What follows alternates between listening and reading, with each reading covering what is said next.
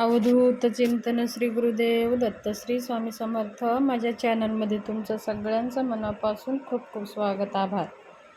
चला तर आज आपण जाणून घेणार आहोत अक्षय तृतीयेच्या दिवशी भगवान विष्णू आणि माता लक्ष्मीची पूजा केल्याने आपल्याला अक्षय असे पुण्य प्राप्त होतं, अक्षय धन प्राप्त होतं आणि ते कधीच न संपणारं असतं. अक्षय तृतीया म्हणजे कधीही न संपणारा दिवस म्हणजे हा अक्षय तृतीया. ह्या दिवशी जे काही आपण व्रत, वैकल्य, दान, धर्म करतो ते ते इतर दिवसापेक्षा जास्त पटीने फळ आणि पुण्य आपल्याला प्राप्त होतं. म्हणून ह्या दिवसाला अक्षय तृतीया असे म्हटलं जातं. चला तर पौराणिक कथा काय आहे ते थोडंसं आपण जाणून घेऊया. धार्मिक पौराणिक कथेनुसार भगवान विष्णूने पांडवाला अक्षय पात्र भेट दिली होती. त्यामुळे त्यांना आपल्या प्रवासात उपवासी राहावे लागले नाही. कारण अक्षय हा शब्दाचा अर्थच आहे अविनाशी, म्हणजेच कधीही न संपणारा. ह्या दिवशी पवित्र दिवस, या दिवसाला पवित्र दिवस मानलं जातं. ह्या दिवशी खरेदी करणे, शुभ वस्तू खरेदी करून आणणे म्हणजे आयुष्यात भरभराटी होते असे मानले जाते. ह्या दिवशी काही वस्तू खरेदी करावे ते खूप शुभ मानलं जातं. अक्षय तृतीया हे 3.5 मुहूर्तापैकी एक मुहूर्त आहे. ह्या दिवशी शुभ कार्य केले जातात.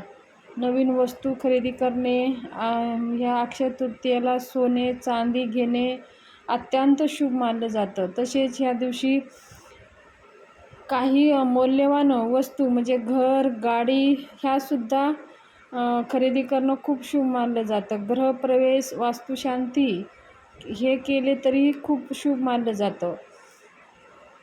तर ह्या अक्षय तृतीयेचं खूप असं महत्त्व आहे आणि ह्या दिवशी दानाचे तेवढेच महत्त्व आहे. अक्षय तृतीयेच्या दिवशी दान करण्याला अत्यंत महत्त्व आहे. ह्या दिवशी गोरगरिबांना अन्नदान करणे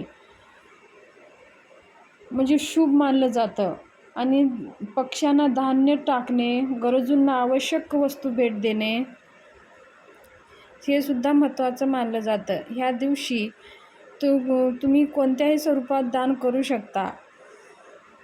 ह्या दिवशी दान केल्याने अक्षय पुण्य प्राप्त होतं असं म्हटलं जातं, जो पुण्य कधीही संपत नाही. म्हणून ह्या अक्षय तृतीयेला दानाला खूप महत्त्व आहे. अक्षय तृतीयेच्या दिवशी पूजा कशी करावी ते आता आपण जाणून घेऊया. अक्षय तृतीयेच्या दिवशी देवी लक्ष्मी आणि भगवान विष्णूची पूजा करण्याची मान्यता आहे आणि ते खूप शुभ मानलं जातं. देवी लक्ष्मीला आपण धनसंपत्तीचे प्रतीक मानतो आणि भगवान विष्णू हे देवीचे पती आहेत. म्हणजे भगवान विष्णू आणि माता लक्ष्मी दोघांची कृपा प्राप्त होण्यासाठी आपल्या घरात धनसंपत्ती, समृद्धी येण्यासाठी ह्या दिवशी माता लक्ष्मी आणि भगवान विष्णूची पूजा केली जाते. दिवाबत्ती, धूप, हार, फुले, नैवेद्य ह्या दिवशी भगवान विष्णू माता लक्ष्मीला अर्पण करून गोड नैवेद्य दाखवून आरती करायची आहे. त्याचबरोबर ह्या दिवशी यथाशक्ती आपल्याला मंत्र, स्तोत्र, भगवान विष्णू स्वरूप मंत्र, स्तोत्र, विष्णू सहस्त्रनाम, श्रीसूक्त, पुरुषसूक्त, विष्णू गायत्री मंत्र, लक्ष्मी गायत्री मंत्र ह्या मंत्राचे यथाशक्ती जप आपल्याला करायचे आहेत.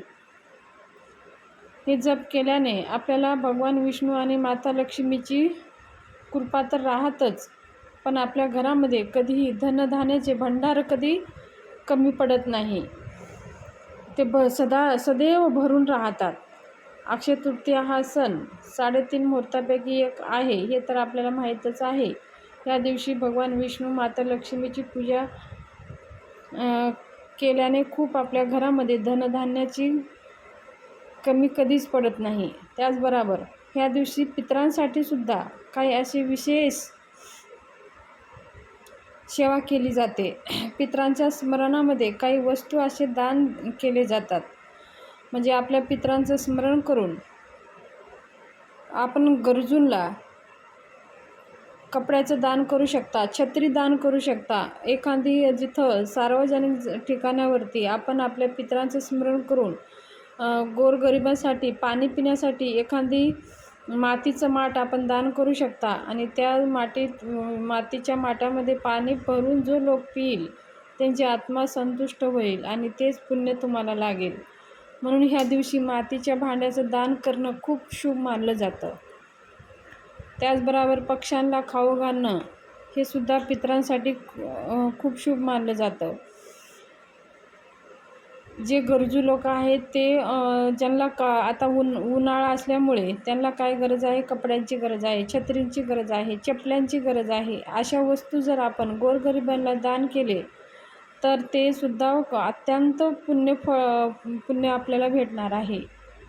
अक्षय तृतीया हे कधीही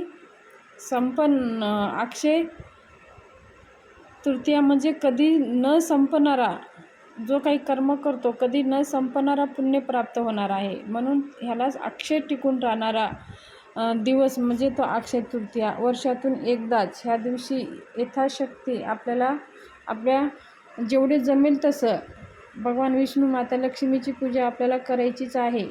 पण दानधर्म करायचंच आहे. मंत्र स्तोत्र हे सगळं करायचं आहे. मग आपल्याला सकाळी लवकर उठून ब्रह्ममुहूर्तावर उठून स्नान करून आधीच तर आपल्याला सूर्याला जल अर्पण करायचं आहे. सूर्याला जल अर्पण झाल्यानंतर आपल्याला आपल्या तुळशीची पूजा करून घ्यायची आहे. तुळशीची पूजा झाल्यावर उंबराची पूजा करून घ्यायची आहे. उंबराची पूजा आपल्याला माहिती आहे, विशेष दिवशी विशेष पूजा आपण उंबराची करतो. हळदीचं लेपन करतो आणि माता लक्ष्मी एकमेव मार्ग आहे. तो येण्याचा मार्ग म्हणजे हा उंबरा आहे. ह्या उंबऱ्यामधूनच माता लक्ष्मी आपल्या घरामध्ये प्रवेश करत असते.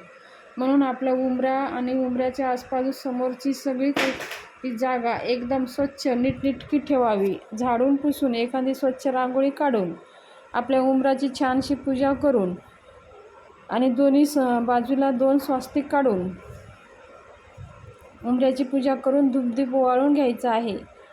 आणि मग आपल्याला देवघरात देवाची पूजा करून घ्यायची आहे. आपले जे देव आहे, नित्यपूजा आहे, ते पूजा उरकून आपल्या देवांचे जे काही आपण करतो मंत्र स्तोत्र नित्यसेवा ते करून घ्यायची आहे. मग भगवान विष्णू आणि माता लक्ष्मीची पूजा जसं मी सांगितल्याप्रमाणे तशी पूजा करायची आहे. दिवसभरामध्ये दानधर्म कधीही तुम्ही करू शकता.